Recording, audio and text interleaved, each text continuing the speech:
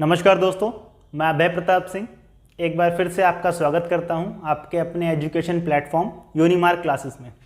आज हम लोग MA political science second year वाले विद्यार्थियों के लिए इम्पॉर्टेंट क्वेश्चन की एक सीरीज शुरू करने जा रहे हैं। तो आज इसी सीरीज में हम जिस सब्जेक्ट को पढ़ने वाले हैं वो सब्जेक्ट है अपना MP SE 001, जिसका नाम है India and the world. India and the world. तो ये टॉपिक अगर आप लोग इग्नू में सेकेंड ईयर के स्टूडेंट हैं और अगर आपने सब्जेक्ट चूज कर रखा है तो ये आज की वीडियो आपके लिए बहुत ज़्यादा इंपॉर्टेंट होने वाली है। पूरा कवर अप तो नहीं कर पाएंगे, लेकिन 1 घंटे में हम कोशिश करेंगे कि जो सबसे इंपॉर्टेंट टॉपिक्स हैं ना इस चैप्टर, इस पूरी की पूरी बुक के, वो सारे इंपॉर्टेंट टॉपिक्स को टच किया जाए ताकि एग्जाम के लिए आप बहुत हेल्पफुल हो सके। समय तो होता नहीं है हमारे पास, तो साल भर हम पढ़ नहीं पाते, तो ऐसी एक वीडियो की तलाश हम सबको रहती है जिससे पढ़ें, बस एग्जाम में कुछ लिख आएँ जाकर, है ना। तो देखिए, अगर आप लिखना चाहते तो आपको थोड़ी बहुत नॉलेज तो होनी चाहिए ना विषय के बारे में।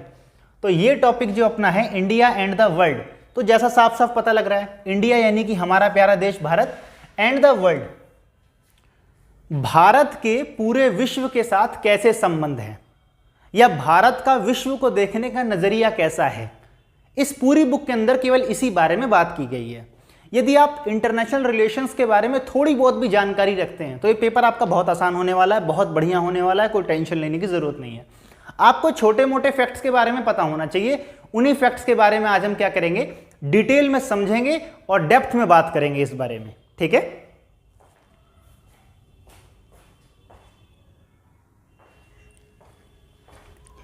तो आइए शुरू करते हैं। सबसे पहले कोई भी देश, चाहे वो भारत हो, चाहे वो पाकिस्तान हो, चाहे वो अमेरिका हो, फ्रांस हो, रशिया हो, चाइना हो, वो जब वर्ल्ड से रिलेशन बनाते हैं, वर्ल्ड से रिलेशन बनाने के लिए कोई स्ट्रेटजी बनाते हैं, कुछ सोच डेवलप करते हैं, तो इसको कहा जाता है फॉरेन पॉलिसी। इसे क्या कहा जाता है? फॉरेन पॉलिसी, यानी कि विदेश नीति। विदेश नीति, हर देश का अपना अपना एक विदेश मंत्री भी होता है। अब हर देश की जो विदेश नीति होती है ना, कुछ चीजों को सोच के बनती है। कई सारे ऐसे फैक्टर्स हो जो अफेक्ट करते हैं किसी भी देश की फॉरेन पॉलिसीज को, ठीक है। अगर मैं इंडिया के फेवर में, मतलब इंडिया के पक्ष में यदि बात करूं, इंडिया के नजरिए से अगर बात करूं मैं, तो ऐसे कौन कौन से फैक्टर्स हैं? So you can talk factors affecting India foreign policy. वो कौन कौन से फैक्टर्स है जो कि इंडिया की फॉरेन पॉलिसी को क्या करते हैं? अफेक्ट करते हैं। तो उनमें कई सारे फैक्टर्स आ जाते हैं, जैसे कि सबसे पहला फैक्टर हमारा आता है कौन सा? सबसे पहला फैक्टर आता है हमारा सिक्योरिटी। सबसे पहला फैक्टर आता है अपना सिक्योरिटी। सिक्योरिटी एक ऐसा फैक्टर है जो कि हमारी फॉरेन पॉलिसी का बहुत इंपॉर्टेंट पार्ट है। आप इस बात को ऐसे समझिए कि जैसे इंडिया है, अब हमको पता है कि अगल बगल हमारे चाइना और पाकिस्तान जैसे दो कुछ जरूरत से ज़्यादा अच्छे साथी बैठे हुए हैं, पड़ोसी बैठे हुए हैं। तो हम जब किसी देश के साथ कोई ट्रीटी करेंगे या फॉरेन में कोई रिलेशन बनाएंगे तो इस बात का ध्यान रखते हैं इस देश के रिलेशन इन दोनों देशों के साथ कैसे हैं, ठीक है। तो फॉरेन पॉलिसी बनाते वक्त या किसी देश से अगर हम रिलेशन बना रहे हैं तो हम इस बात का ध्यान रखेंगे कि फॉरेन में कहीं ऐसा ना हो, मतलब भविष्य में कहीं ऐसा ना हो जाए कि इस देश का संबंध जो हमारी सुरक्षा के लिए खतरा पैदा कर दे, ठीक है। तो सिक्योरिटी को भी ध्यान में रख करके क्या किया जाता है? फॉरेन पॉलिसी बनाई जाती है। इसका एग्जांपल आप देख सकते हैं कि भारत सरकार अफगानिस्तान से कितने अच्छे रिश्ते मेंटेन करके रखती है ना, क्योंकि उसको पता है पाकिस्तान हमारा एक ऐसा देश है जो कि ना खुद शांत रहेगा ना हमें रहने देगा, तो इसलिए हमको अफगानिस्तान पर दोस्ती रखनी पड़ती है। तो अफगानिस्तान वाले पाकिस्तान वालों को संभाले रखते हैं हमेशा, ठीक है। तो एक फैक्टर, एक सिक्योरिटी ऐसा फैक्टर है जो कि ध्यान में रखा जाता है, जो कि फैक्टर अफेक्ट करता है इंडियन फॉरेन पॉलिसी को। दूसरा होता है हिस्टोरिक डेवलपमेंट। हिस्टोरिकल फैक्टर्स होते हैं। जो लोग हिंदी में पढ़ रहे हैं उनके लिए बता दूं, एक तो सुरक्षा हित जिसे कहते हैं, आप कह सकते हैं सुरक्षा हित, और एक है ऐतिहासिक, एक है अपने ऐतिहासिक कारण। कुछ ऐतिहासिक कारण भी होते हैं जिसकी वजह से क्या होता है, हम अपनी फॉरेन पॉलिसीज को डिफाइन करते हैं। फॉर एग्जांपल, हमारा इतिहास कैसा रहा है, अंग्रेजों ने हम पर राज किया, अंग्रेज गोरे थे, हम काले थे, तो क्या हुआ, हमारे साथ बड़ा भेदभाव होता था। तो हमने उन चीज़ों को देखा है कि गुलामी क्या होती है, भेदभाव क्या होता है। तो हमारी फॉरेन पॉलिसीज ऐसी होती है कि दुनिया भर में हम गुलामी का विरोध करते हैं। अगर हमें लग रहा है कि कोई देश है, उसने किसी और देश को गुलाम बना रखा है, तो हम कोशिश करते हैं कि उस देश से बिल्कुल फॉरेन पॉलिसी ना के बराबर रखी जाए। ठीक है, हमारी कोशिश होती है कि हम समानता लाने का प्रयास करें, जिसका बहुत बड़ा एग्जाम्पल आपको देखने को मिलता है कि अभी कैसे G20 देश का जब समिट हुआ था, तो भारत ने कैसे अफ्रीकन यूनियन को उसमें एक मेंबर बनवा दिया।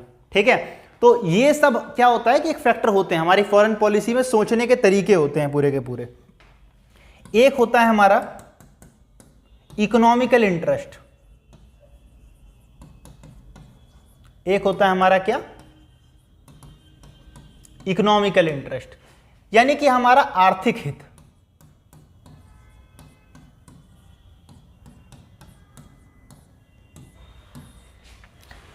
ये जो मैं आपको सिर्फ पॉइंट्स वाइज बता रहा हूं, अगर आप चाहते हो, मैंने ये क्वेश्चंस के बिल्कुल डिटेल आंसर भी बना रखे हैं इनके, अगर आप चाहते हो कि डिटेल आंसर, तो नीचे डिस्क्रिप्शन बॉक्स में आपको लिंक दिया हुआ है, आप उस लिंक पे जाइए, वहां पर आपको पूरा अच्छा PDF मिल जाएगा।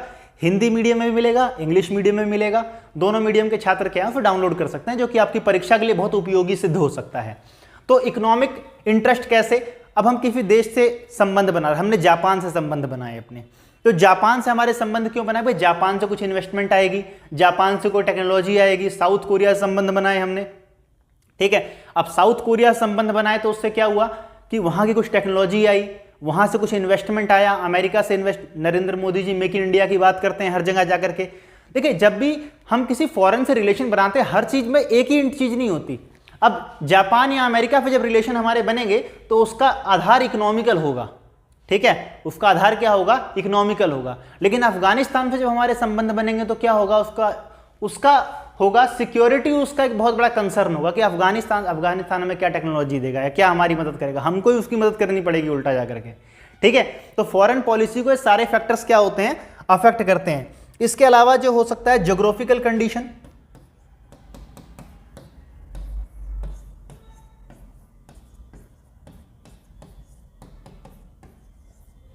ज्योग्राफिकल फैक्टर भौगोलिक कारण हो सकते हैं।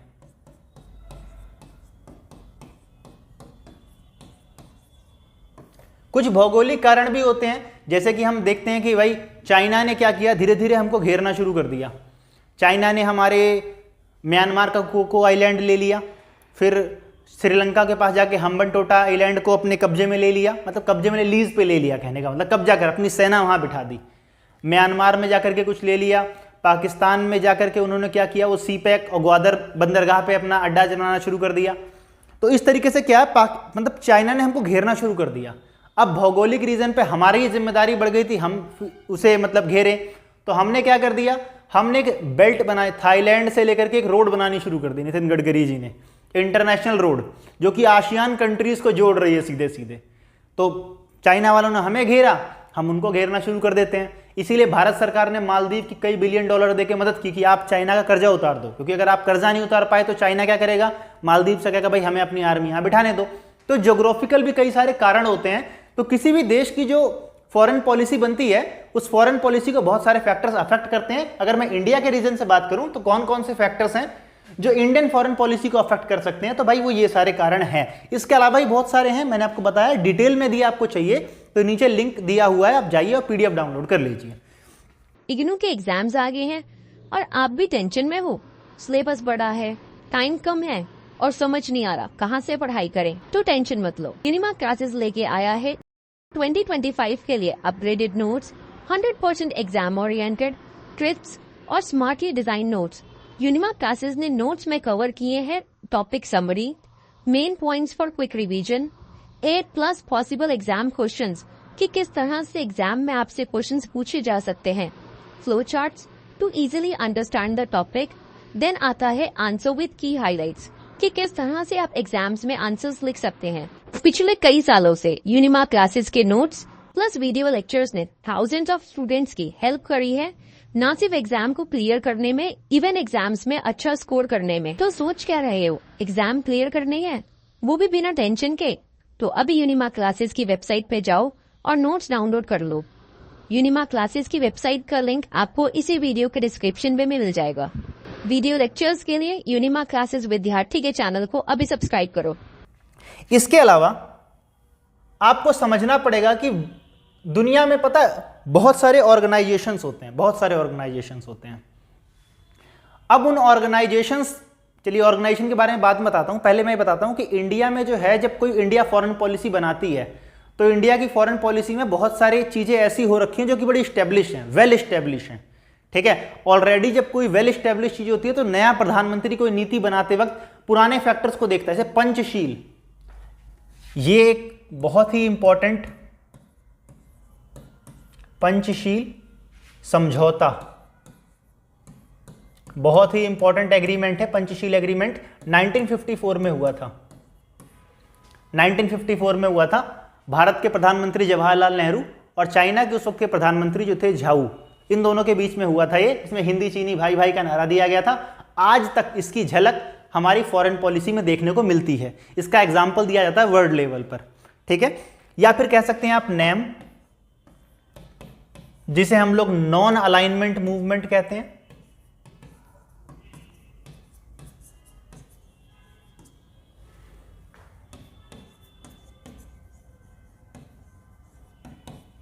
नॉन अलाइनमेंट मूवमेंट, हिंदी वाले कहेंगे इसे गुट निरपेक्षता।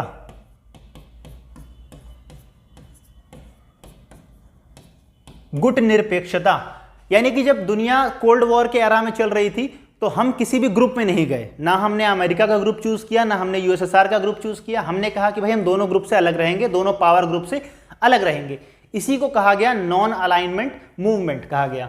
ठीक है, तो ये कुछ ऐसे इंपॉर्टेंट फैक्टर हैं जो कि एक मील का पत्थर स्थापित हुए भारतीय फॉरेन पॉलिसी की दिशा और दशा को बदलने में। ठीक है, इसके अलावा कह सकते हो कि डिसआर्मामेंट,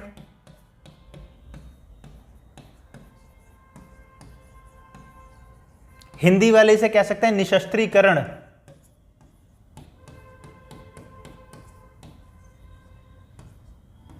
निशस्त्रीकरण यानी कि भारत हमेशा से इस बात का पक्षकार रहा है या पैरोकार रहा है कि दुनिया से हथियार खत्म होने चाहिए, क्योंकि हथियार खत्म हो जाएंगे, युद्ध खत्म हो जाएगा।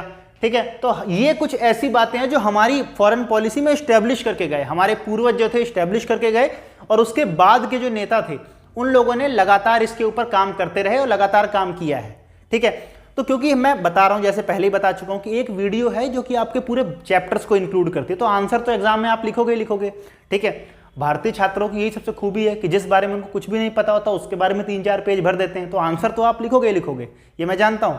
लेकिन अपने आंसर को क्वालिटी वाइज और इंप्रूव करने के लिए आप ये सारी बातें जो मैं आपको बता रहा हूं इसको इंक्लूड कर सकते हो। ठीक है, उसके बाद मैं आपको बताता हूं कि वर्ल्ड में देखिए 2-4 ऐसी चीजें होती हैं जो बड़े बड़े आपने ग्रुप्स के नाम सुने होंगे।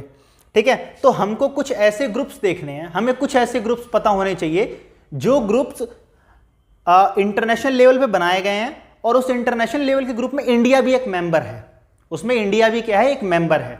तो ऐसे ऐसे ग्रुप्स के बारे में आपसे पूछ सकते हैं। वैसे दुनिया में ग्रुप तो बहुत सारे हैं, लेकिन मैं आपको केवल कुछ छोटे छोटे ग्रुप्स के एग्जाम्पल देता हूं जिसके बारे में एग्जाम में पूछ सकते हैं। फॉर एग्जाम्पल एक ग्रुप है SCO, SCO, शंघाई सहयोग संगठन।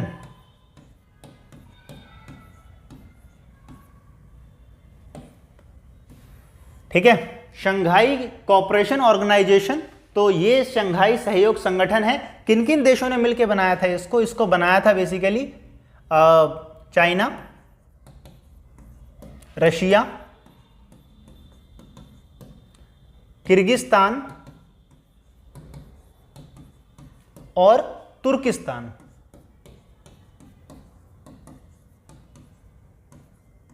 इन देशों ने मिलकर के क्या किया था, ये एक ऑर्गेनाइजेशन बनाया था। ठीक है, ओ सॉरी तुर्किस्तान मैंने गलती, तजाकिस्तान सॉरी नाम है इसका, तजाकिस्तान नाम है इसका। इन चारों ने मिलकर क्या किया था, इसको बनाया था। और कब बनाया था इसको बनाया गया था 1996 में बनाया गया था। इसको कब बनाया गया था, 1996 में बनाया गया था। फिर ये बना, काम करता रहा, एट द एंड आखिर में 2017 में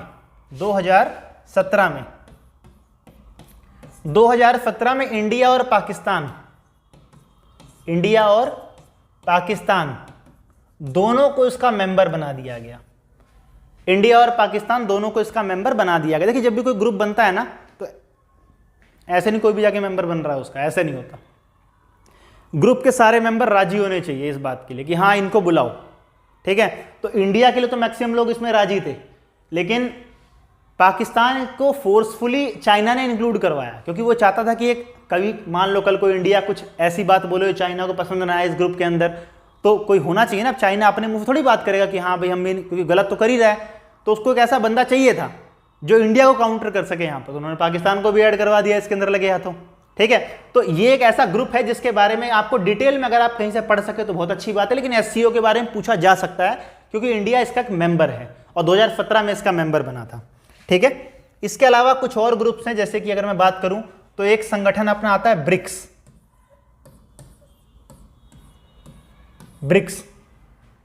है ना। जो लोग इंग्लिश मीडियम के विद्यार्थियों को बोलेंगे ब्रिक का मतलब तो ईंट होता है ना, लेकिन ये एक संगठन भी है अंतर्राष्ट्रीय स्तर पे, एक संगठन, सॉरी मतलब संगठन कहना गलत होगा, ये एक मंच है, ठीक है। ये एक संगठन नहीं है, ये एक मंच है, एक प्लेटफॉर्म है।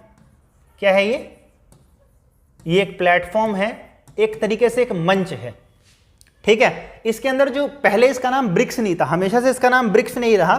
दरअसल में 2006 में जब बना था, ये स्टैब्लिश कब हुआ, ये स्टैब्लिश हुआ था 2006 में। 2006 में जब स्टैब्लिश हुआ तब यहां पर ब्रिक, इसका नाम था ब्रिक। क्या नाम था, बी से क्या हो जाएगा, ब्राजील, बी से क्या हो जाएगा, ब्राजील। फिर यहां पर था आर से रशिया, आई से था यहां पर इंडिया, और सी से था यहां पर चाइना। इन चारों ने मिलकर आपस में एक प्लेटफॉर्म बनाया और 2006 में उसका नाम रखा गया ब्रिक। ये कोई संगठन नहीं है, ये सिर्फ एक मंच बनाया गया था, ठीक है। तो जब मंच बनाया गया तो क्या हुआ, लेकिन 2010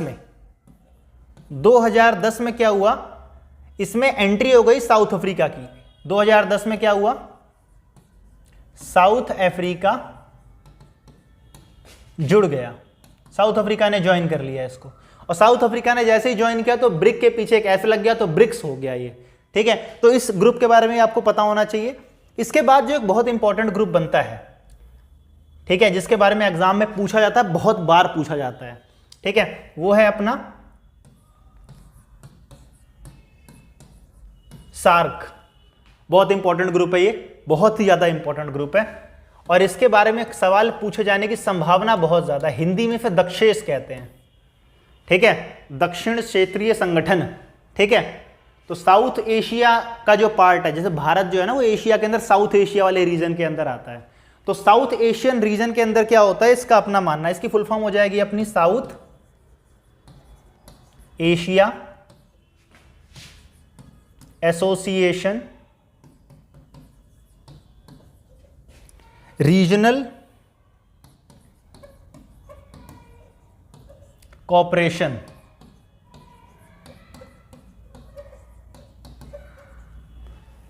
south Asia Association Regional Cooperation, ये है इसका मतलब। किसका मतलब, फुल फॉर्म है सार्क, ठीक है। सार्क बना कब था भाई, ये बना था 1985 में। कब बना था, 1985 में। इसे बनाने के पीछे जिसका सबसे फेमस दिमाग था ना, वो थे जियाउर रहमान। कौन थे, जिया उर रहमान। ये जियाउर रहमान, इनका संबंध सीधे सीधे बांग्लादेश से है। कमेंट बॉक्स में आप मुझे बता दीजिए बांग्लादेश से संबंध कैसे है जियाउर रहमान का। जो लोग बताएंगे उनके कमेंट को हार्ट प्रोवाइड कर दिया जाएगा, ठीक है।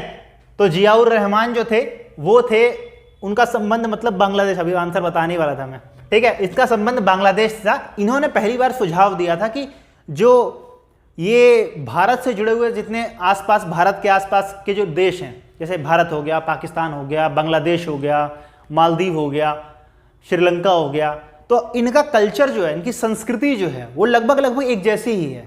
अब हिंदुस्तान पाकिस्तान भले बटो, लेकिन कुछ खाना पीना, गाने सुनना, कपड़े पहनने का स्टाइल हमारा उनका लगभग एक जैसा ही है। यही काम बांग्लादेश में भी है, ठीक है। तो ऐसे देशों को क्या हुआ, एक ग्रुप बनाना चाहिए, ऐसा किसने कहा, जियाउर रहमान ने कहा। और इस तरह से 1985 में क्या हुआ, सार्क देश की स्थापना कर दी गई, ठीक है। अगर मैं इसके संस्थापकों की बात करूं, जो इसके संस्थापक हैं, तो इसके संस्थापक में आ जाते हैं अपने इंडिया, पाकिस्तान,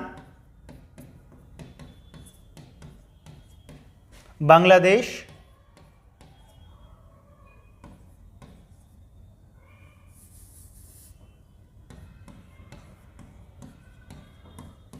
नेपाल, भूटान, श्रीलंका, और आता है इसमें मालदीव, ठीक है। तो 1 2 3 4 5 6 7 इसके देश ऐसे हैं जो कि इसके संस्थापक देश हैं इसके अंदर, ठीक है। संस्थापक देश कितने हैं इसके 7 इसके संस्थापक देश हैं। इसका जो हेडक्वार्टर है, वो नेपाल में है। कहां पर है इसका हेडक्वार्टर, नेपाल के काठमांडू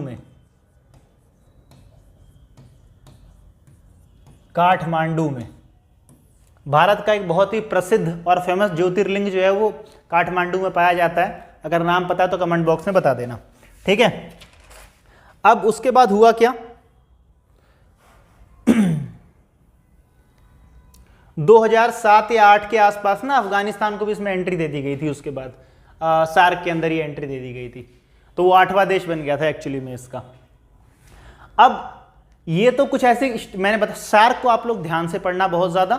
उसके अलावा जो बाकी संगठन मैंने बताया उनके बारे में डिटेल से थोड़ा बहुत पढ़ लेना, लेकिन आपको पता होना चाहिए एटलीस्ट वो संगठन है क्या। जैसे ब्रिक्स की बात की तो ब्रिक संगठन नहीं है, वो बस एक मंच है। सार्क एक इंपॉर्टेंट देश है, और ये 7 देश जो आपको दिख रहे हैं ना, इसमें कहीं ना कहीं इंडिया बहुत पावरफुल है इस पूरे ग्रुप में।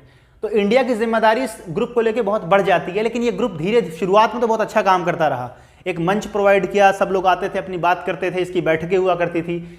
लेकिन धीरे धीरे ये फेल होने लग गया ग्रुप, और आज के टाइम पे इंडिया ने खुद इसे बहुत भाव देना बंद कर दिया है। आज के टाइम पे इंडिया सार्क के बजाय बिम्स्टेक के ऊपर ज़्यादा ध्यान दे रहा है फिलहाल, ठीक है। बिम्स्टेक के ऊपर ध्यान ज़्यादा दे रहा है। और फेल होने का कारण क्या है, जब भी बैठक होती थी तो साल भर के बाद जब बैठक होती थी तो सारे देश आते थे कि अपने देश के बारे में कुछ इश्यू रखेंगे, जो ऐसी बात रखेंगे जो 7 देशों में कॉमन है, ठीक है। हमारे साथ की बात, 7 देशों का भला हो सके, किसी ऐसे इश्यू को उठाया जाएगा। ये पाकिस्तान वाले भाई जब आए तब कश्मीर दे दो, कश्मीर दे दो, मतलब शुरू हो जाता था इनका पूरा का पूरा हिसाब किताब। तो इनके चक्कर में क्या हुआ, दक्षेश ने धीरे धीरे काम करना बंद कर दिया। वरना साप्टा वगैरह, एक फ्री ट्रेड का प्लानिंग, बहुत कुछ आ गया था इसके अंदर। ये बहुत अच्छा ग्रुप बन सकता था वर्ल्ड के लेवल पे। आप देखो हमारे बगल में आशियान वाले हैं, क्या डेवलपमेंट कर गए, तरक्की कर गए, ठीक है। यहाँ पर लड़ने से फुर्सत नहीं है किसी को आपस में, तो तरक्की नहीं कर पाई, इसलिए ये ग्रुप एक फेल ग्रुप रहा आखिरकार, ठीक है। इसके बाद ये तो मैंने आपको इंडिया और इंडिया के अगल बगल के स्टेट से कुछ बातें बता दी। अभी अपने को पता होना चाहिए कि भारत के कौन कौन से प्रधानमंत्रियों के दौर में कौन कौन सी बड़ी घटनाएं हुई फॉरेन पॉलिसी से रिलेटेड, ठीक है। तो अपने को पता होनी चाहिए बात ये।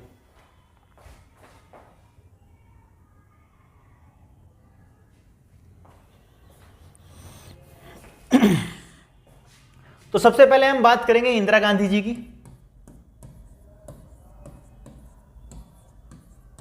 इंदिरा गांधी जी की, तो इंदिरा गांधी जी के दौर में ऐसी कौन कौन सी घटनाएं हुई। इंदिरा गांधी जी के दौर में देखिए, सबसे पहले तो 1971 में इंडिया पाकिस्तान का वॉर हुआ,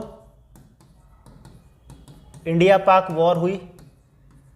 हमें वो घटनाएं लिखनी है इंपॉर्टेंट, क्योंकि इंदिरा गांधी का मेंशन कहीं पर आएगा तो आपको ये सब बातें बड़ी बड़ी कुछ भी और बताइए, लेकिन उनके बीच में ये वाली बातें जरूर बतानी है। और ऐसा नहीं कि इंदिरा गांधी ने इमरजेंसी लगाई तो अपने देश में लगाई ना, उसका वर्ल्ड से कोई रिलेशन नहीं। जब आप इस वाली बुक के आंसर में कोई बात लिखेंगे तो ऐसा क्या किया गया जिससे वर्ल्ड प्रभावित हुआ, तो भारत पाकिस्तान का एक वॉर था जिससे वर्ल्ड प्रभावित हुआ। इसके अलावा आप कह सकते हैं कि फॉर्मेशन ऑफ बांग्लादेश हो गया, फॉर्मेशन ऑफ हो गया क्या, बांग्लादेश, बांग्लादेश फॉर्म हो गया, ये भी 1971 में ही हो गया था। उसके अलावा 1974 में फर्स्ट न्यूक्लियर टेस्ट किया गया, फर्स्ट न्यूक्लियर टेस्ट किया इंडिया ने, कहां पे किया था? वही राजस्थान के पोखरण में किया था। इसका, इस प्रोजेक्ट का नाम पता है किसी को? किसी को पता है तो कमेंट बॉक्स में अब आप बोलोगे सर हर चीज में कमेंट बॉक्स में कितना कमेंट करेंगे, पढ़ाई करेंगे, चलो मैं बता देता हूं। इसे कहते हैं स्माइलिंग बुद्धा। इस प्रोजेक्ट का नाम क्या था? स्माइलिंग बुद्धा। एग्जाम में लिख दोगे तो टीचर खुश हो जाएगी, ठीक है, मतलब अगर लड़का होगा तो हो भी जाएगा।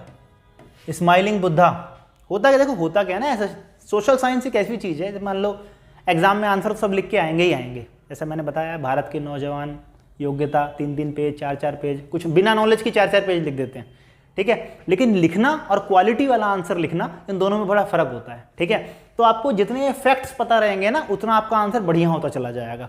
तो स्माइलिंग बुद्धा प्रोजेक्ट का नाम था जब भारत ने पहला अपना न्यूक्लियर टेस्ट किया, ठीक है। पूरी दुनिया वाले बिल्कुल आंखें टेढ़ी वेढ़ी कर ली, ऐसे कैसे कर दिया भाई न्यूक्लियर टेस्ट वगैरह ये सब कुछ।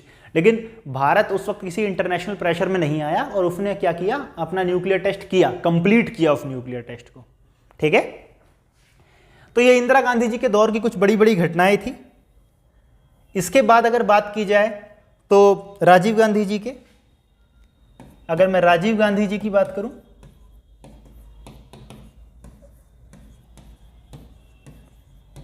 राजीव गांधी जी जब देश के प्रधानमंत्री बने 1984 में, आपको पता है कि इंदिरा गांधी जी की हत्या कर दी गई थी उनके बॉडीगार्ड्स द्वारा। उसके बाद राजीव गांधी जी देश के प्रधानमंत्री बने।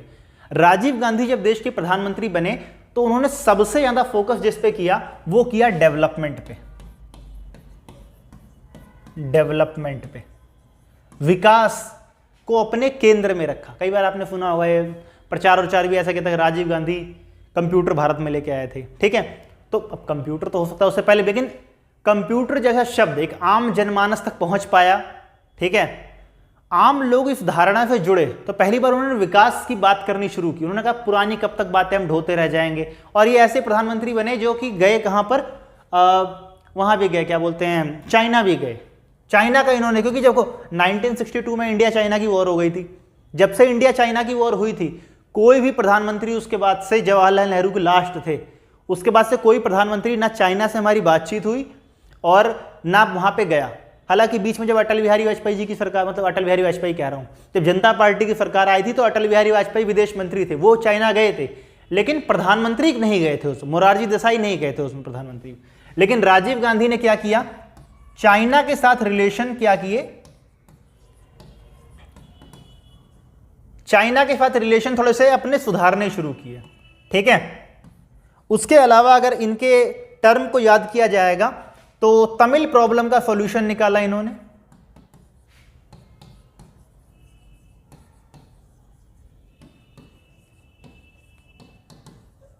तमिल प्रॉब्लम का जो है वो सॉल्यूशन निकाला इन्होंने। बेसिकली जो राजीव गांधी और जयवर्धने जी के बीच में समझौता हुआ था, उससे तमिल प्रॉब्लम का इन्होंने सॉल्यूशन निकाला। अपनी आर्मी हमने इंडिया में भेजी, पीस कीपिंग फोर्स हमारी इंडिया की गई और तमिलनाडु में बैठ गई, ताकि वहां ये सब दंगे फसाद वगैरह रोके जा सके, ठीक है। तो ये राजीव गांधी जी के दौर की कुछ इंपॉर्टेंट घटनाएं थी, ये पूरी की पूरी, ये आपको पता होनी चाहिए। इसके बाद जो प्रधानमंत्री बने उनमें कुछ खास तो ऐसा नहीं हुआ। इंपॉर्टेंट बने जो प्रधानमंत्री उनमें थे पीवी नरसिम्हा राव, पीवी नरसिम्हा राव, पीवी नरसिम्हा राव जी, ठीक है। पीवी नरसिम्हा राव ने बहुत सारे ऐसे काम किए जिससे इंडियन फॉरेन पॉलिसी प्रभावित हुई, ठीक है। 1992 में बने थे ये। इनके दौर में इंटरनल भी घटनाएं बहुत हुई थी, जैसे मतलब बाबरी मस्जिद का गिर जाना और ये सब, लेकिन ये सब हमारे, क्योंकि वो नेशनल इंटरेस्ट की बातें हैं सारी, हमको इंटरनेशनल बातें लिखनी है, ठीक है। तो सबसे पहली बात ये लेके आए थे LPG reform, LPG reform. Bharat की अर्थव्यवस्था खोल दी गई, फॉरेन कंपनियां भारत में आने लग गई, व्यापार करने लग गई, ठीक है। दूसरा 1995 में WTO का संस्थापक बन गया। WTO का क्या हुआ? संस्थापक बना कौन? भारत। वर्ल्ड में जब WTO बन रहा था तो इंडिया भी उसका पार्टनर बन गया। ये इनका एक बहुत बड़ा चेंज था।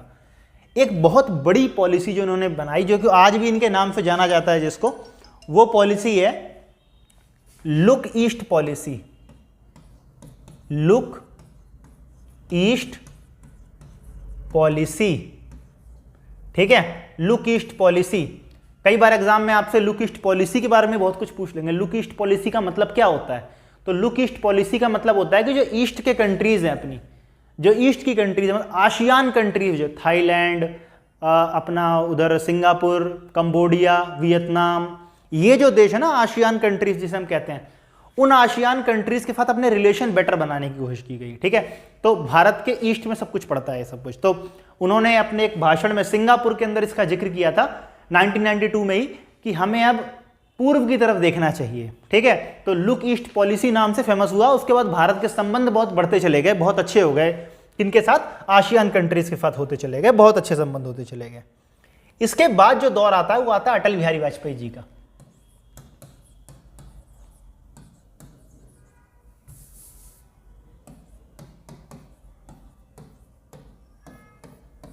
अटल बिहारी वाजपेयी जी भारत के प्रधानमंत्री बने। तो अटल बिहारी वाजपेयी जी के दौर में बड़ी अंतर्राष्ट्रीय घटनाएं हुई भाई, बहुत बहुत बहुत घटनाएं हुई, ठीक है। क्या क्या घटनाएं हुई? सबसे पहली बात तो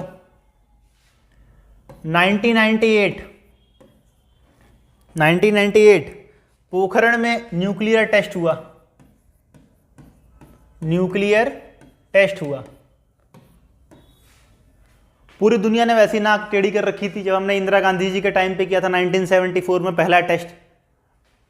तब वो टेस्ट तो हुआ और अपने टारगेट को लेकिन उस तरह से अचीव नहीं कर पाया। वो इंडिया को एज अ न्यूक्लियर नेशन की मान्यता नहीं मिली। लेकिन जब ये वाला टेस्ट हुआ, इतना जबरदस्त और असरदार था कि मतलब दुनिया के सामने इंडिया ने प्रूव किया that we are a nuclear country, और भारत का नाम जो था वो परमाणु संपन्न देशों की श्रृंखला में आ गया इसके बाद, ठीक है। तो न्यूक्लियर, हालांकि इसके बाद भारत के ऊपर बैन लगा दिया गया था, ठीक है। बड़े अमेरिका ने लगाया, फिर बहुत सारे कई अमेरिका के साथ के जितने दोस्त थे सबने बैन लगा दिया, ठीक है। अमेरिका वालों ने कहा कि भाई ये तो शांति को भंग करना चाहते हैं, ये वो। उस वक्त अमेरिका वालों की पाकिस्तान से बड़ी अच्छी दोस्ती थी, ठीक है। तो पाकिस्तान वाले उनके बिल्कुल सगे बेटे से भी ज़्यादा प्रिय थे उनको लगा इंडिया वाले न्यूक्लियर बॉम्ब बना लिए, ऐसे कैसे मार देंगे कभी भी उसको पकड़ करके, ठीक है। लेकिन 2001 में कहानी थोड़ी सी पलट गई। 2001 में पाकिस्तान के कुछ शांति प्रिय नागरिकों ने जाकर के अमेरिका में उनका ट्रेड सेंटर गिरा दिया पकड़ करके। तब अमेरिका वालों की आँख खुली, जा करके बैन हटाया भाई, बोले पहले इंडिया पर से बैन हटाओ, और धीरे धीरे पाकिस्तान से हाथ खींच करके उन्होंने इंडिया से दोस्ती करनी शुरू की। वो एक अलग टॉपिक है, जब इंडिया अमेरिका रिलेशन पढ़ेंगे कभी डिटेल में समझेंगे तो उसको समझेंगे अच्छे से। लेकिन ये एक इंपॉर्टेंट घटना थी जो कि अटल बिहारी वाजपेयी जी के समय में हुई थी, ठीक है। इसके बाद एक और इंपॉर्टेंट घटना क्या हुई थी? इसके बाद इंपॉर्टेंट घटना हुई थी भाई जो कारगिल वॉर हो गई थी। कारगिल वॉर, ठीक है। कारगिल वॉर के साथ यहां पर इंडिया ने क्या किया था? एक दिल्ली लाहौर बस सर्विस शुरू की थी।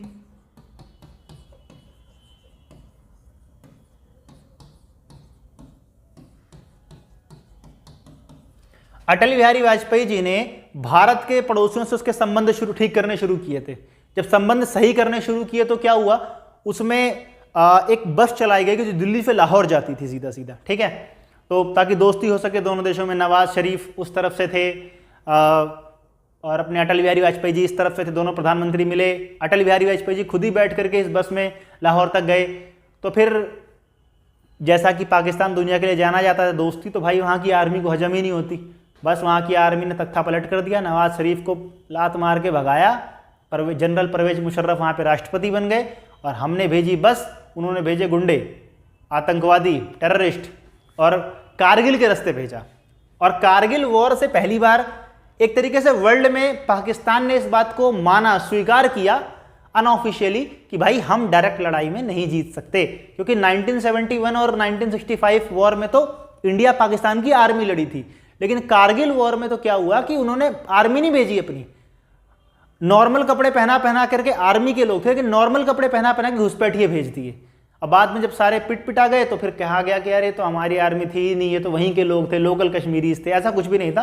तो ये एक इंपॉर्टेंट वॉर रही, एक जिसने पूरे वर्ल्ड को अफेक्टेड किया, ठीक है। इसके बाद आते हैं अपने अगले प्रधानमंत्री जी, मनमोहन सिंह जी। ये सारे प्रधानमंत्रियों की लिस्ट आपको इसलिए बता रहा हूं, किसी प्रधानमंत्री का कार्यकाल आपसे पूछ लिया जाए कि भाई इस प्रधानमंत्री के कार्यकाल में भारतीय विदेश नीति कैसी कैसी रही, तो आपको पता रहे कि ये वो प्रधानमंत्री थे जिनके दौर में विदेश नीति पे क्या क्या प्रभाव पड़े।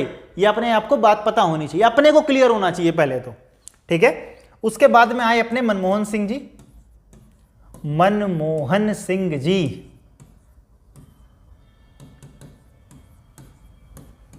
ठीक है भाई। तो मनमोहन सिंह जी बड़े जबरदस्त काम किए। पहले तो उन्होंने क्या किया, अमेरिका के साथ एक एग्रीमेंट किया। इन्होंने क्या करा, अमेरिका के साथ कर दिया एग्रीमेंट।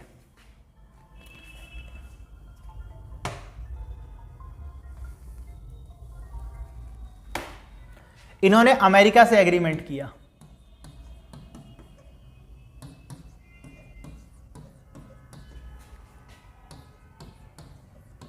समझौता जिसे कहते हैं, 1 2 3 कहते हैं इसको, ठीक है, न्यूक्लियर एग्रीमेंट। इसके बाद इन्होंने एक पॉलिसी निकाली, look west policy. Look west policy. अब लुक वेस्ट पॉलिसी क्या है भाई, नरसिम्हा राव जी ने कहा था लुक ईस्ट पॉलिसी, मतलब भारत था, भारत के ईस्ट में जो है वो आसियान कंट्रीज थी, जहां पे सिंगापुर है, थाईलैंड है, वियतनाम है, म्यांमार है, कंबोडिया है। इनकी टेक्नोलॉजी बहुत अच्छी थी, इनकी इकोनॉमी बहुत तेजी से ग्रो कर रही थी, तो भारत को वहां से क्या हो सकता है, इकोनॉमिक बूस्ट मिलने के चांसेस थे, ठीक। लेकिन अब भारत की आबादी क्योंकि बहुत तेजी से बढ़ रही थी, भारत की ऊर्जा जरूरतें बहुत तेजी से बढ़ रही थी, तो मनमोहन सिंह जी ने कहा कि हमको अब वेस्ट की तरफ भी देखना चाहिए। वेस्ट की तरफ कहां देखना चाहिए, वेस्ट की तरफ जो अरब कंट्रीज का ग्रुप है ना, जहां पर अपना इराक, ईरान, सऊदी अरब, कतर, दुबई, बहरीन, ये सारे जो देश हैं वहां पर हमको देखना चाहिए, ठीक है। उनका एक ग्रुप है, जीसीसी नाम है उसका, ठीक है, जीसीसी, उसके बारे में आपको पता होना चाहिए।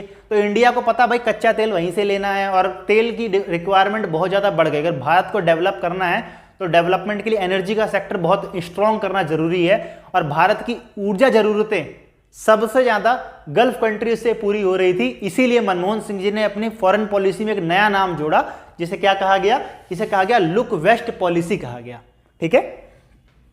मैं आपको कल टर्म बता रहा हूं, डिटेल में एक बार समझ लीजिएगा, जान लीजिएगा इसको अच्छे से जाकर के, ठीक है। इसके बाद जो अपने मोदी जी आ गए फिर तो भाई, उसके बाद तो आए अपने मोदी जी।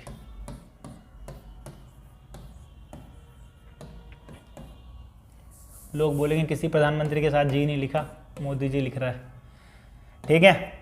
तो मोदी जी ने क्या करा, मोदी जी ने दरअसल में एक दो कदम आगे बढ़ा दिया।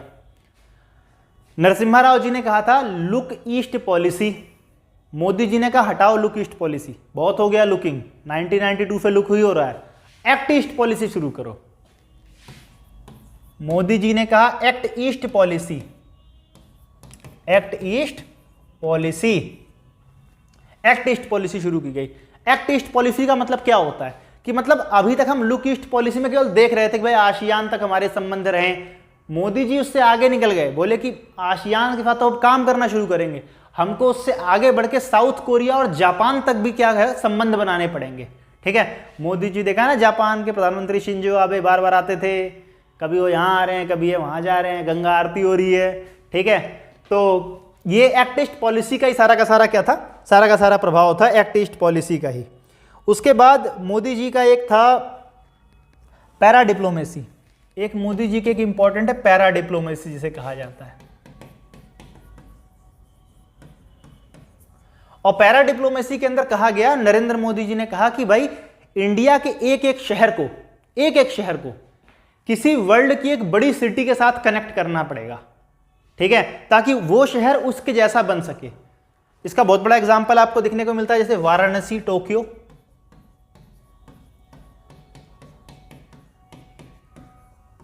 वाराणसी एंड टोक्यो का रिलेशन जो है आपको देखने को मिलेगा, मुंबई शंघाई का देखने को मिलेगा,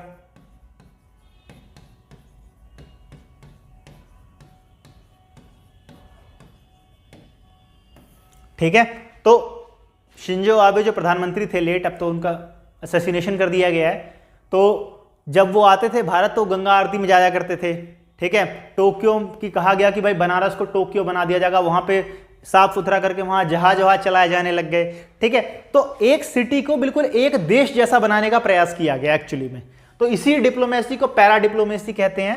तो नरेंद्र मोदी जी के जब भी कार्यकाल की बात आएगी, और भी बहुत कुछ किया वैसे, लेकिन ये दो बड़ी डिप्लोमेसीज थी इसके अंदर, ठीक है। उसके बाद ये तो प्रधानमंत्रियों की बात, अब नरेंद्र मोदी जी के बाद तो अभी तक कोई देश का प्रधानमंत्री आया नहीं है, ठीक है। संभावना भी कमी लग रही है उसकी अभी आगे आने की। तो अभी क्या है कि अपने को समझना कि इंडिया का रोल जो है वो बड़े बड़े संगठनों के साथ कैसा है, ठीक है। बड़े बड़े संगठन, जैसे कि आमतौर पर जो पूछा जाता है एग्जाम में, वो पूछा था यूनाइटेड नेशन, ठीक है। आमतौर पर जो पूछा जाएगा United nation, United nation and India.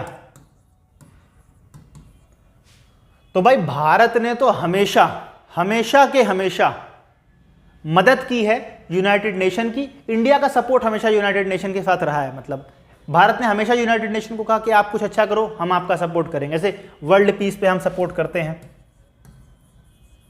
World peace, विश्व शांति। तो भाई विश्व में शांति स्थापित करने के लिए जो भी काम किया जाएगा, भारत उसमें पूर्णतः सहयोग करेगा। यह आश्वासन सदैव भारतीयों ने यूनाइटेड नेशन के समक्ष रखा है, ठीक है। दूसरा है अपना sustainable development goal, sustainable development goal, ठीक है। Sustainable development goal, sustainable development goal का मतलब क्या होता है? सतत विकास का लक्ष्य, ठीक है। सतत विकास का लक्ष्य, ये एक इंपॉर्टेंट टर्म है। सतत विकास लिख देता हूं यहां पर, सतत विकास। अच्छा, एक बार दोबारा बता दे रहा हूं कि ये जो बातें मैं आपको बता रहा हूं, मैंने आपके लिए 13-14 इंपॉर्टेंट क्वेश्चंस बना रखे हैं जो कि एग्जाम में फ्रीक्वेंटली पूछे जाते हैं कई बार। अच्छा डिटेल आंसर बनाया हुआ है, नीचे डिस्क्रिप्शन बॉक्स में लिंक दिया हुआ है, जा करके डाउनलोड कर लेना। इंग्लिश में भी है, हिंदी में भी है। अब यहाँ पूरा पीडीएफ लिख के तो बताऊंगा नहीं, तो हिंट में आपको समझा दे रहा हूँ। बाकी आपको डिटेल में पढ़ना तो नीचे डिस्क्रिप्शन बॉक्स में लिंक दिया हुआ है, जाओ डाउनलोड कर लो, कोई पैसा वैसा नहीं लगेगा उसका, ठीक है। यहाँ देखो अब सस्टेनेबल डेवलपमेंट, सस्टेनेबल डेवलपमेंट के बाद इंडिया ने हेल्प की है ह्यूमैनिटेरियन, ह्यूमैनिटेरियन एड, मानवतावादी सहायता जो दी जाती है। जैसे आपको देखा होगा कोरोना के दौरान में भारत वाले ले वैक्सीन ही वैक्सीन बांट रहे हैं, ये लो भाई तुम भी ले जाओ, तुम भी ले जाओ, ठीक है। तो भारत ने बिल्कुल विश्व का ध्यान रखा, विश्व का ध्यान, जितने गरीब से गरीब देश थे उन सब का ध्यान रखा गया। आप देखोगे साउथ अफ्रीका की कुछ कंट्रीज, उन्होंने बिल्कुल थैंक यू नोट भेजा इंडिया के लिए कि आप थे तो आपने हमें बचाया, ठीक है। तो जब भी ऐसी कोई जरूरत पड़ी है वर्ल्ड पीस के तौर पे, या पीस कीपिंग फोर्स कभी भेजनी पड़ी है, या फिर एनवायरमेंट से रिलेटेड कोई प्रॉब्लम, फॉर एग्जांपल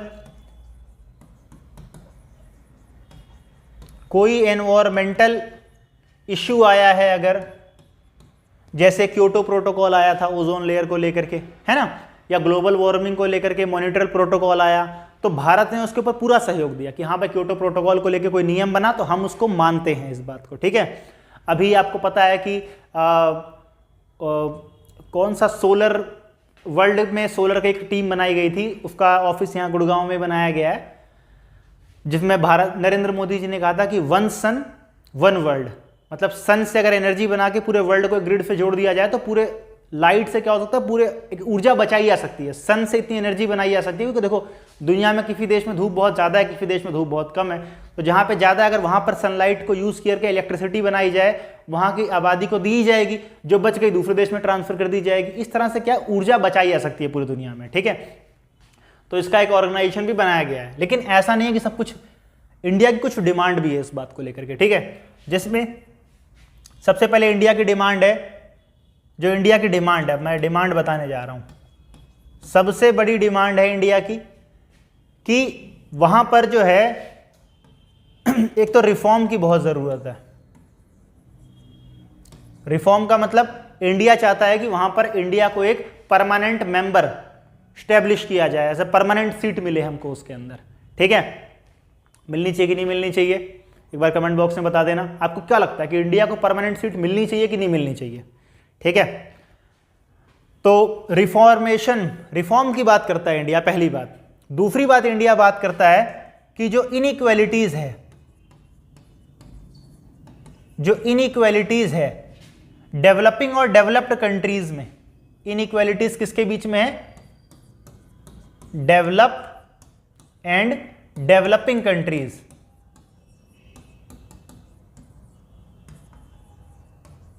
इसे खत्म करने की कोशिश की जाए।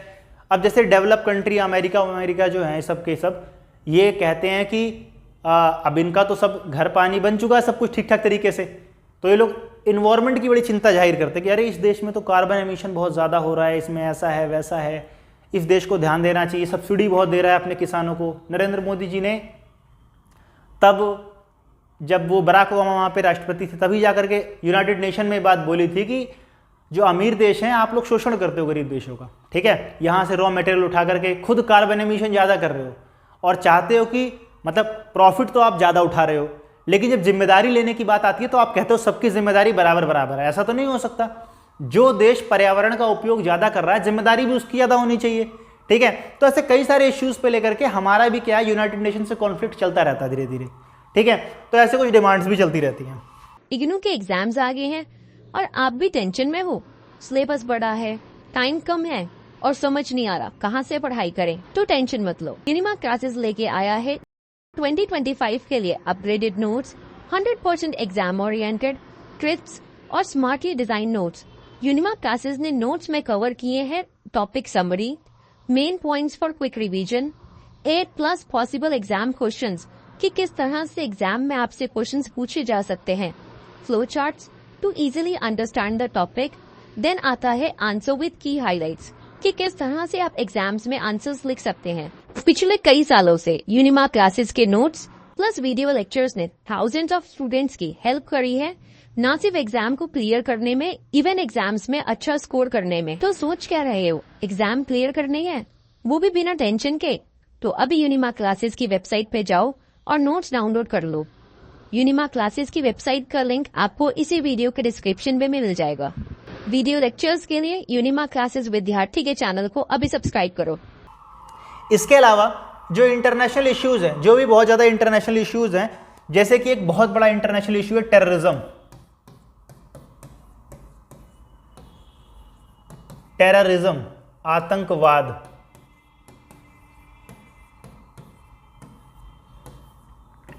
ठीक है, आतंकवाद बहुत बड़ा इश्यू है वर्ल्ड में। अब आतंकवाद को लेकर के इंडिया का स्टैंड तो शुरू से ही क्लियर रहा था, ठीक है।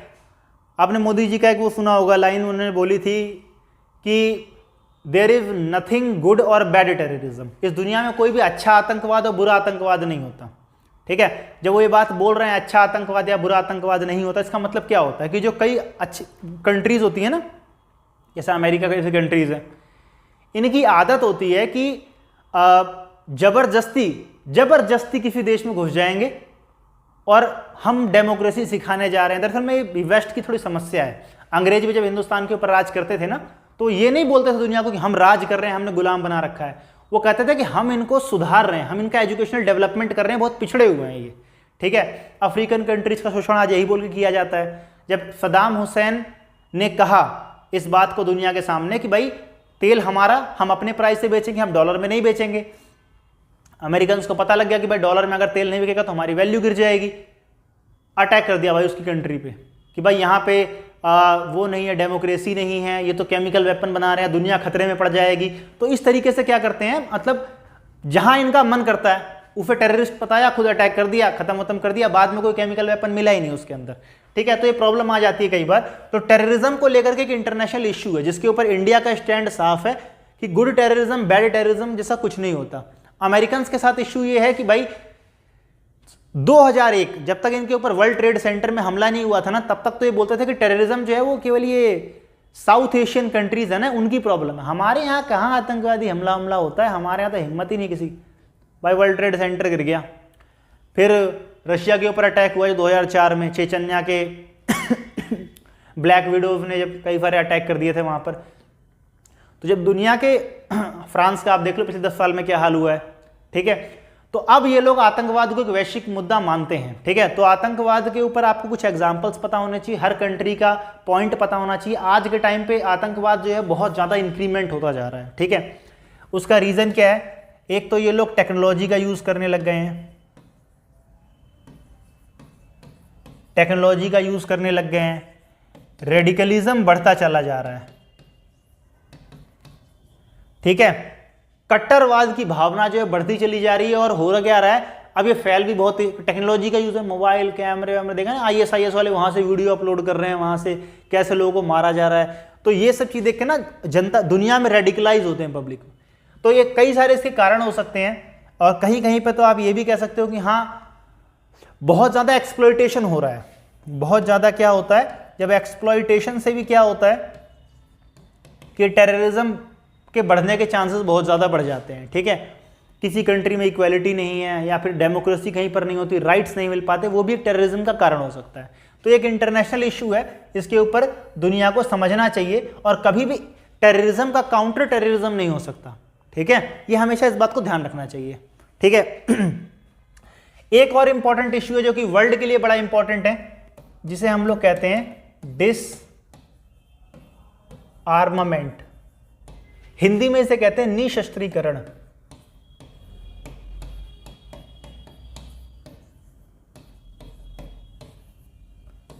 निशस्त्रीकरण, तो निशस्त्रीकरण का क्या मतलब होता है भाई, कि दुनिया से हथियारों को खत्म करना, ठीक है। तो बातें तो खैर सारे देश ऐसी बड़ी बड़ी बातें करते हैं। तो निशस्त्रीकरण की जो बात है वो भारत के प्रधानमंत्री जवाहरलाल नेहरू से करते हुए आ रहे हैं, ठीक है। तो अब तक हमारा, कि हम विश्व शांति में योगदान देना चाहते हैं, वसुधैव कुटुंबकम और आइडिया, तो हम चाहते हैं कि हटे देशर, ठीक है। जैसे कि आपको पता होगा जब 1998 में अटल बिहारी वाजपेयी जी ने ये अपना न्यूक्लियर टेस्ट किया, इंडिया एक न्यूक्लियर पावर कंट्री बन गई थी, तो इंडिया ने उसी के साथ एक पॉलिसी अपनाई थी, और इंडिया ने पॉलिसी अपने न्यूक्लियर टेस्ट के लिए क्या कही थी, no first use, no first use policy. ये भारत की पॉलिसी है। भारत के प्रधानमंत्री ने खड़े होकर बोला कि भाई हम न्यूक्लियर पावर कंट्री हैं, ठीक है, लेकिन हम किसी भी ऐसे देश के ऊपर जिसके पास न्यूक्लियर नहीं है उसके ऊपर न्यूक्लियर का अटैक कभी नहीं करेंगे, या किसी के पास है भी तो जब तक पहले उसने नहीं किया तब तक हम नहीं करेंगे, ठीक है। क्योंकि ये सुरक्षा के लिए बनाया गया है, ये डराने के लिए नहीं बनाया गया है। तो दुनिया ने बहुत सारे प्रयास किए हैं, बहुत सारी मीटिंग हुई है, ऐसा नहीं। यूनाइटेड नेशन में एक ट्रीटी आई थी जिसे NPT कहते हैं, ठीक है। तो NPT जो आई थी 1968 में आ गई थी, 1968 में। ऐसे ही एक आई थी CTBT आई थी 1996 में, 1968 में ये आई थी, 1996 में ये आ गई थी। तो ये दोनों ट्रीटी आई थी कि भाई हथियारों को रोका जाए। ये तो आई थी न्यूक्लियर्स को रोका जाए, और ये आई थी कि भाई हाँ हथियारों के ऊपर बैन लगना चाहिए। इंडिया ने इन दोनों में से किसी पे भी साइन नहीं किए। इंडिया ने क्या किया, दोनों में से किसी पे भी साइन नहीं किए। क्यों साइन नहीं किए भाई? एनपीटी क्या कह रही है? एनपीटी कह रही है कि भाई जिन कंट्रीज के पास वर्ल्ड वॉर विनिंग के टाइम पे न्यूक्लियर थे उनके पास न्यूक्लियर रहना चाहिए, बाकी और किसी कंट्री के पास न्यूक्लियर नहीं होना चाहिए। तो बाकी कंट्रीज ने कहा भाई क्यों नहीं होना चाहिए भाई, तुम्हारे पास हो सकता तो हमारे पास क्यों नहीं होना चाहिए, ऐसा तुम धौंस जमाओगे पूरी दुनिया के ऊपर बैठ करके। तो इंडिया ने, इजराइल ने, नॉर्थ कोरिया ने सबने मना कर दिया भाई हम नहीं कर सकते ऐसे वैसे। जिस भी कंट्री के बगल में कोई खतरनाक दुश्मन है उसका, जैसे इंडिया के बगल में पाकिस्तान चाइना है तो इंडिया ने मना कर दिया, इजराइल के बगल में तो कई बैठे हुए हैं उसने मना कर दिया, नॉर्थ कोरिया के बगल में साउथ कोरिया है, साउथ कोरिया की अपनी तो कोई आर्मी नहीं लेकिन अमेरिकन आर्मी वहाँ हमेशा बैठी रहती है तो उसने भी मना कर दिया। ठीक है, क्योंकि देखो जो न्यूक्लियर है ना, न्यूक्लियर एक शक्ति पावर का मेजरमेंट है। ठीक है, जिस कंट्री के पास न्यूक्लियर पावर कंट्री हो, भाई साहब मजाल ही नहीं है। जैसे 1998 तक इंडिया पाकिस्तान के बीच में 3 वॉर हो गए, लेकिन जब से दोनों कंट्री न्यूक्लियर कंट्री बनी है आप देखो कि वॉर ना के बराबर, छिटपुट लड़ाई झगड़ा चलता रहता है। वो अभिनंदन वाला सीन हुआ था कि भाई उन्होंने हमला करा दिया, हमने वहाँ रिटेलिएट किया, उन्होंने फिर छोड़ दिया, तो ये सब चलता है, लेकिन ये वॉर नहीं हुई कभी भी। ठीक है, इतनी बड़ी यूक्रेन और रशिया में वॉर चल रही है। ठीक है, अगर यूक्रेन के पास न्यूक्लियर होता ना, रशिया की हिम्मत ही नहीं होती कभी उसके ऊपर वॉर अटैक कर देने की। ठीक है, तो ये सब भी चलता रहता है, साथ के साथ पैरेलल पॉलिटिक्स है। तो कोई कंट्री अगर रखना चाहती है न्यूक्लियर, लेकिन ये भी जिम्मेदारी होती है किसी सनकी के हाथ में ना लग जाए। फिर नॉर्थ कोरिया वाले के हाथ में लग गई है भाई, वो तो भाई किसका वो आदमी है, अमेरिका को आए दिन धमकाता रहेगा, आए दिन जहां उसकी आर्मी साउथ कोरिया थोड़े बॉर्डर पे आती है कुछ भी वो टेढ़ी मेढ़ी हरकत करते हैं।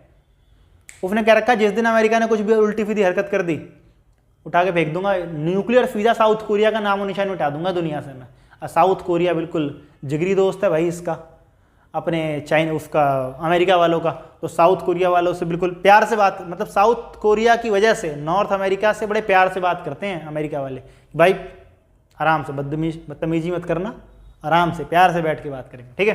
तो ये होता है, न्यूक्लियर पावर कंट्री से इज्जत से ही बात करनी पड़ती है, कोई कितना ही पावरफुल नेशन हो, अमेरिका होगा अपने घर में, ठीक है। इसके बाद ये तो कुछ इंपॉर्टेंट टॉपिक थे। कई बार इंडिया के रिलेशंस पूछे जा सकते हैं अपने अगल बगल, इंडिया पाकिस्तान के रिलेशन कैसे हैं, इंडिया अमेरिका के रिलेशन कैसे हैं, इंडिया चाइना के रिलेशंस कैसे हैं।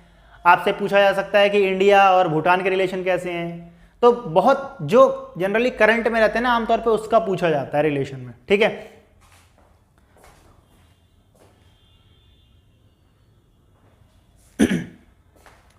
तो हम जिस टॉपिक को पढ़ने वाले हैं वो है ये इंडिया का रिलेशन, हम चाइना के साथ पढ़ लेते हैं क्योंकि इंडिया के बगल में चाइना एक बिल्कुल बगल की कंट्री है, जिसके बाद हमारे बहुत सारे इश्यूज भी हैं और करंट में क्या हुआ है, एटमॉस्फेयर में इश्यूज रहे भी बहुत ज़्यादा है। अगर मैं इंडिया चाइना रिलेशन की बात करूं, इंडिया चाइना रिलेशन की अगर मैं बात करूं, तो इंडिया चाइना रिलेशन में क्या होता है, इंडिया चाइना रिलेशन में शुरुआत इसकी होती है जब चाइना में कम्युनिस्ट पार्टी की सरकार बन जाती है, तो इंडिया उसे यूनाइटेड नेशन में मान्यता दे देती है, कहती है हाँ ठीक है हम इस देश को मानते हैं, ठीक। 1954 में पंचशील का एग्रीमेंट होता है, पंचशील का एग्रीमेंट हो जाता है, और इस एग्रीमेंट में हिंदी चीनी भाई भाई का नारा दिया जाता है। कौन सा नारा दिया जाता है कि भाई हिंदी चीनी भाई भाई। जवाहरलाल नेहरू जी ने नारा दिया था, नारे ने काम नहीं किया। इसके 4-5 साल बाद ही क्या किया, चाइना वालों ने कब्जा कर लिया तिब्बत के ऊपर, ठीक है। तिब्बत के ऊपर कब्जा कर लिया, तिब्बत वालों ने विरोध किया, तो विरोध को उन्होंने बड़े खतरनाक तरीके से दबाया, ठीक है, बहुत खतरनाक तरीके से दबाया। तो दबाते ही क्या हुआ कि वहाँ के बहुत सारे लोग जो थे वो दलाई लामा के साथ भाग के इंडिया आ गए।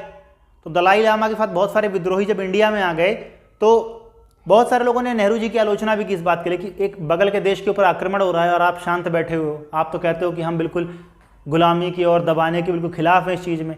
तो नेहरू जी का उस वक्त का स्टैंड था कि हमें एक बड़े देशों के मामले में नहीं पड़ना चाहिए, ठीक है। जबकि उस वक्त बहुत सारे नेता ये बात बोल रहे थे कि भाई आज उनके ऊपर अटैक हुआ, कल हमारे ऊपर भी होगा, ठीक है।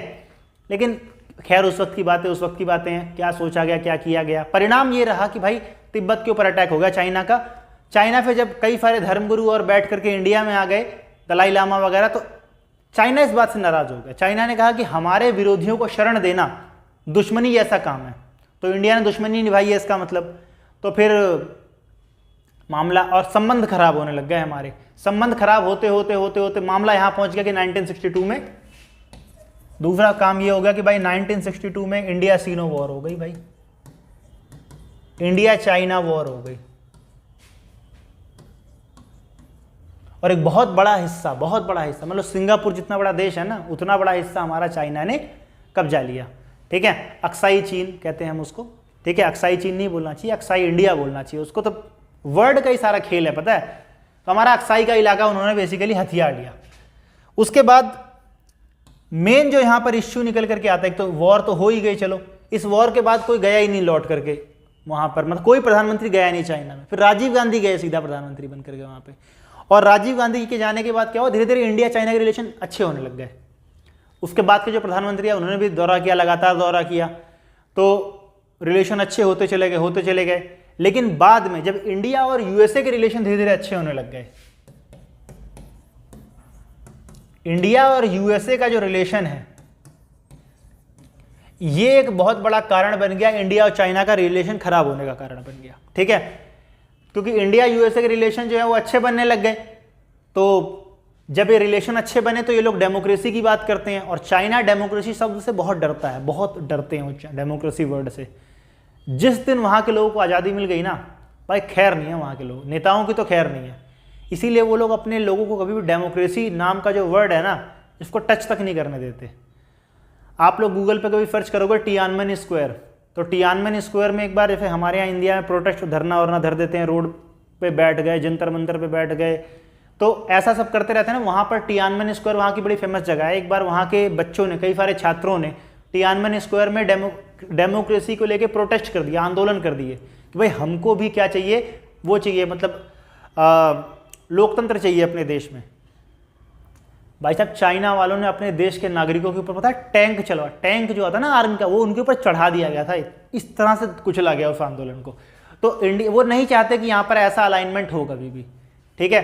तो इंडिया यूएसए का रिलेशन, दूसरा हमारे इनके बीच में कॉन्फ्लिक्ट का, इंडिया चाइना के बीच में कॉन्फ्लिक्ट का एक कारण है पाकिस्तान और चाइना का रिलेशन। पाकिस्तान और चाइना का रिलेशन,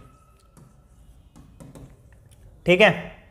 हमारे दोनों दुश्मन दोस्त बनेंगे तो भाई हमसे रिलेशन तो खराब होंगे ही होंगे।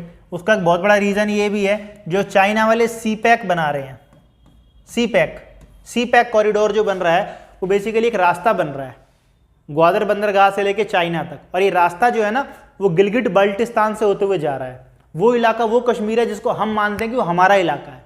तो जब हमारा इलाका है तो उसमें तुम कैसे रोड बना सकते हो भाई, ठीक है। तो ये इश्यू है। इस इश्यू के साथ एक जो चाइना की जो पर्ल पॉलिसी है, पर्ल पॉलिसी, इसे कहते हैं मोतियों की माला।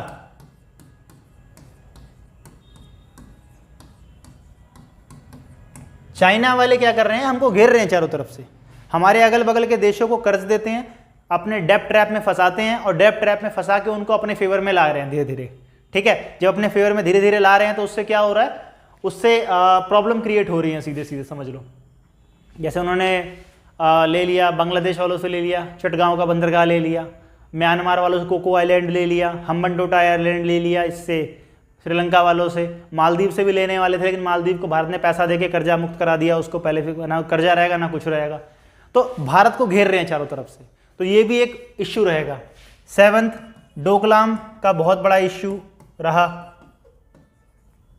डोकलाम का इश्यू एक ऐसा इश्यू है ना, मतलब 2017 में हुआ था। तो डोकलाम के इश्यू में क्या किया गया कि एक भूटान का क्षेत्र है, इंडिया ने अपनी तिब्बत वाली गलती को दोहराया नहीं। भूटान का कुछ क्षेत्र था, उसके ऊपर चाइना वालों ने रोड बनानी शुरू कर दी। जब चाइना ने रोड बनानी शुरू करी उसके ऊपर, तो भूटान ने आपत्ति दर्ज की। लेकिन अब चाइना इतनी पावरफुल कंट्रीज में भूटान कहाँ टिक पाएगा, तो भूटान ने इंडिया से हेल्प मांगी, कहा कि भाई हेल्प करो हमारी। इंडियन आर्मी पहुंच गई वहां पर, कहा कि भाई ये रोड नहीं बननी चाहिए, रोड वोड तोड़ ताड़ दी गई उनकी, ठीक है। फिर बहुत कॉन्फ्लिक्ट हुआ, तगड़ा कॉन्फ्लिक्ट हुआ, लेकिन आखिरकार चाइना की आर्मी को रोड वोड छोड़ करके पीछे हटना पड़ा। वर्ल्ड लेवल पे मतलब ये बहुत ज़्यादा बड़ी विजय मानी गई इंडियन डिप्लोमेसी की, इंडियन फॉरेन पॉलिसी की, ठीक है। तो ये इंडिया चाइना के रिलेशनशिप थोड़ा उतार चढ़ाव बढ़े हुए, शुरुआत तो अच्छी हुई थी, लेकिन अभी तक आज हालत बहुत ख़राब है, ठीक है। ये कुछ बहुत ज़्यादा इंपॉर्टेंट टॉपिक थे। अगर इसके बारे में रफली आपको आइडिया रहेगा तो आपका पेपर समझ लो कि बहुत ही ज़बरदस्त जाएगा। इससे ही रिलेटेड आसपास क्वेश्चंस एग्जाम में आते हैं। डिटेल में आंसर अगर आपको चाहिए तो नीचे डिस्क्रिप्शन बॉक्स में लिंक दिया हुआ है, वहां पर आप जाइए, पीडीएफ को डाउनलोड कर लीजिए, अच्छे से पढ़ाई कीजिए। ये एक वीडियो आपके एग्जाम में आपके अच्छे मार्क्स को सुनिश्चित भी करेगी, और मतलब गारंटीड है कि आएंगे ही आएंगे, ठीक है। मेरी शुभकामनाएं आप लोगों के साथ हैं। चैनल को अगर आपने लाइक नहीं किया है तो अब तक लाइक कर दीजिए भाई, सब्सक्राइब भी कर दीजिए। कुछ कैसा लगा कमेंट बॉक्स में बता भी देना, ठीक है। सेकंड ईयर में आपने कौन सा सब्जेक्ट सेलेक्ट कर रखा है ये भी आप नीचे लिख दो, उसकी वीडियो भी हम आपके लिए लेकर के आ जाएंगे। ऐसे ही 1 वीडियो लेकर के आएंगे आप टॉपिक को, ताकि समझ जाओ अच्छे से और एग्जाम में अच्छा लिख सको। मिलते हैं अगले वीडियो में, तब तक के लिए नमस्कार, धन्यवाद।